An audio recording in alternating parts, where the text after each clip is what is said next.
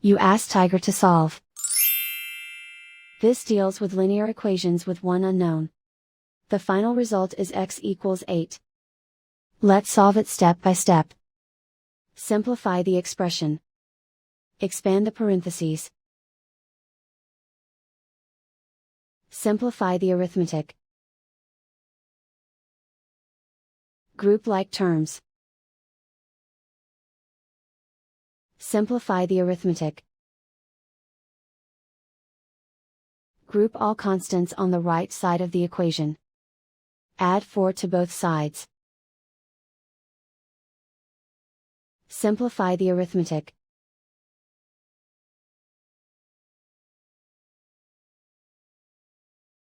Isolate the x.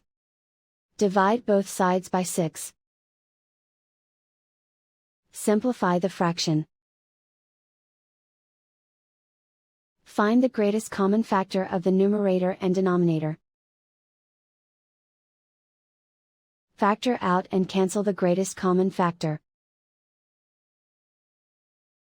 And so the final result is x equals 8.